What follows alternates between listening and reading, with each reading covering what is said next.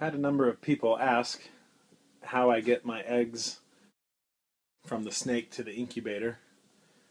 The first thing that I'll tell you about is how I incubate my eggs. I use these 6-quart Sterilite containers. I do 2 parts vermiculite to 1 part perlite. And then I actually just do the water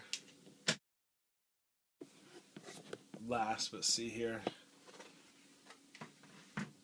And I make sure to get perlite with no fertilizer. A lot of the Miracle-Gro stuff has fertilizer. It may not matter, but I'm just kind of picky like that. I don't have a set amount necessarily that I use. I just do 2 parts vermiculite, 1 part perlite, and then I take this commercial light cover. You can find that at Lowe's. When I put the water in there, I mix it all together and I put the water in, and if you squeeze it, it should be enough to make a ball, but not enough that water starts dripping out. So I should be able to make a clump, but once again, if there's water dripping out, that's too much water. And then I just kind of flatten it out with this thing here and get it ready. I like to have a number of them ready before I have eggs, so that way when the eggs do come, I'm ready for them.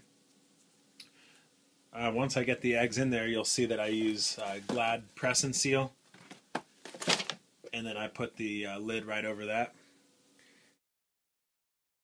Stick them in the incubator. So tonight I came out and found out that my yellow belly female had laid eggs. I had counted 8 eggs in her by palpating, and I haven't counted them yet, but it looks like there's probably at least 8 in there.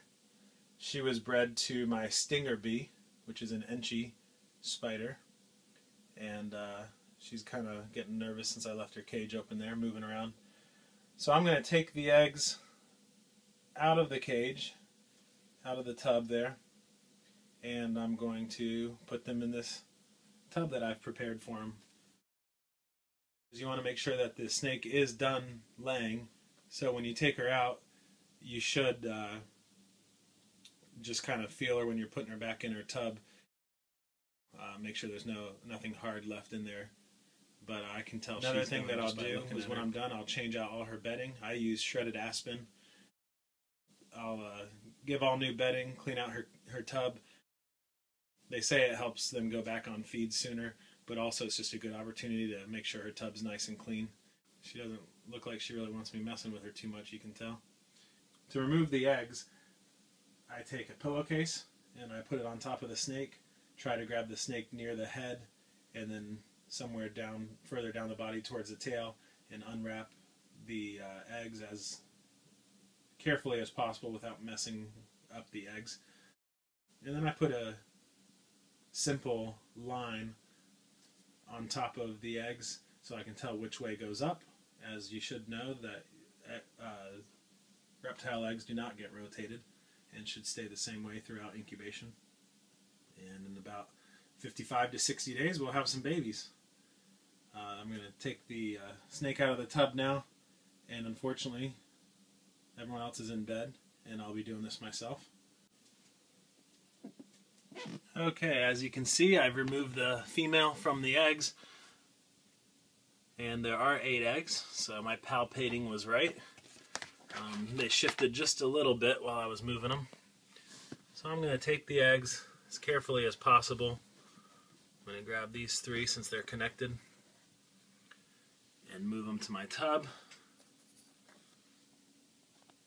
And I'll grab these 5. Helps to have nice big hands, or to not be holding a camera. I'm going to try to lay them in here about as good as I can to keep them in the same position they were in. I will try to separate these and lay them flat if I can without damaging the eggs. If not, they'll be okay like this. Okay, well, they've been sitting long enough that it doesn't look like they're going to separate easily. Don't really want to damage any of the eggs, and it looks like that could happen, so I'm going to leave them alone, and I'm going to cover them up with the press and seal, put the lid on, and get them in the incubator. I like to write on white duct tape. I put the male if I know who the daddy is. If it's more than one that could be the possible sire, then I put both of their numbers on there, and then I put the female, how many eggs, the date they were laid. I'll also calculate the date that they would expect them to hatch, just for my own good. And also, oftentimes I'll weigh them and put the weight of the clutch on there. And then I just tape that right to the side of the tub. Thank you for watching today. If you have any questions, please feel free to contact me. Good luck breeding ball pythons. If there's any other topics you'd like me to make how-to videos on, I can do my best, and hopefully it helps. Let me know. Thanks.